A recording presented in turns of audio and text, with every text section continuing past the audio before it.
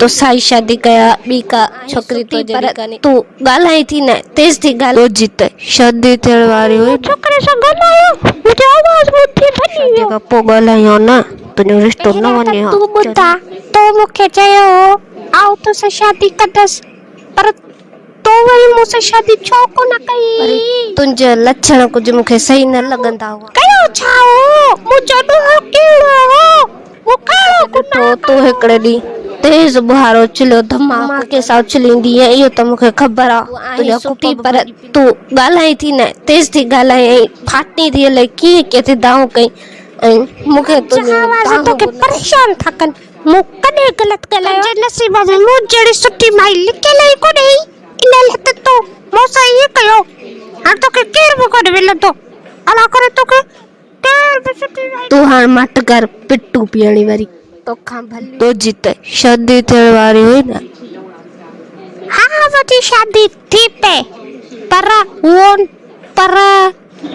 पो छा थियो पोइ भला छा थियणो हो मूं बसि मां पहिरीं सही थी वेठी हुअसि जॾहिं रिश्तो ॾिसण आया न उन खां पोइ वरी मुंहिंजी पकी करे आ ॻाल्हि पहिरियों मूं ॻाल्हायो कोन ॿुधई उन खां पोइ जेको मूंखे पसंदि करे पोइ वरी जेको ॿियो दफ़ो आयो न उन में मूंखे गंदी फारायूं आहिनि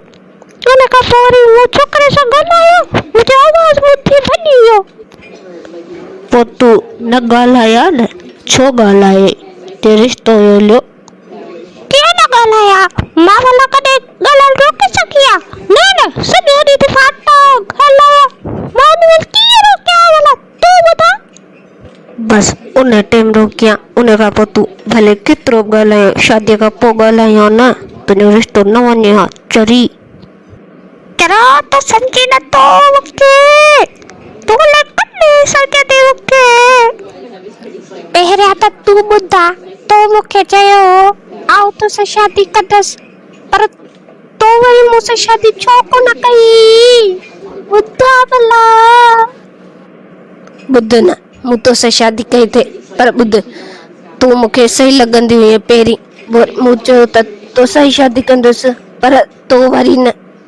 वरी तुंहिंजा लक्षण कुझु मूंखे सही न लॻंदा हुआ ॿुध सची ॻाल्हि त इहा छो भला मूं अहिड़ो छा कयो जे तूं मूंसां शादी नथे करे सघे ॿुधा मूं भला मूं कयो छा हो मुंहिंजो ॾोहो कहिड़ो हो मूं कहिड़ो गुनाह कयो हो तो को गुनाह कोन कयो ग़लती मुंहिंजी हुई ॿुध हिकु दफ़ो मां आयोसि न तव्हांजे पासे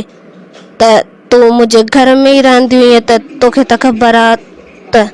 मूं तोखे ॾिठो तूं हिकिड़े ॾींहुं तेज़ बुहारो उछलियो धमाको करे ऐं हिकु दफ़े तो कपिड़ा धमाकनि सां धोई वरी नोड़ीअ ते उछलिया ऐं तूं टंगिया बि कोन उछले छॾे खटुनि ते त तूं मूं सोचियो त तूं सुभाणे मुंहिंजा कपिड़ा कीअं कंदी ऐं ॿियो वरी मूं सोचियो त तो थां बि धमाके सां उछलींदी ऐं इहो त मूंखे ख़बर आहे तुंहिंजा कुप बि भॼी पींदा हो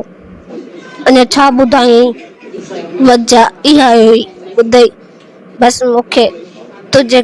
लक्षणनि बसि इहो खटो करे छॾियो न त मां तो साई शादी कया ॿी का छोकिरी तो जड़ी काने तूं आहीं सुठी पर तूं ॻाल्हाई थी न तेज़ थी ॻाल्हाई ऐं फाटी थी हले कीअं केतिरी दाऊं कई ऐं मूंखे तुंहिंजो दाऊं बि नथियूं वणनि हाणे भला आऊं छा कयां तूं बसि सही थी वञ तूं तोसां शादी बि कंदुसि छा मुंहिंजा आवाज़ तोखे परेशान था कनि मूं कॾहिं ग़लति ॻाल्हायो सही त ॻाल्हायां थी ॾिस त सही मुंहिंजो आवाज़ सफ़ा सुहिणो अथई हर को माण्हू चवंदो आहे त तूं सुठो थी ॻाल्हाए तुंहिंजे नसीब में मूं जहिड़ी सुठी माई लिकियल ई कोन्हे इन लाइ त तूं मूंसां इएं कयो हाणे तोखे केरु बि कोन मिलंदो अला करे तोखे केरु बि सुठी माई न मिले तूं हाणे मट कर पिट्टू पीअणी वरी तोखां भलियूं आहिनि ॿुधाई तूं मूंखे पिट्टू छा थी हाणे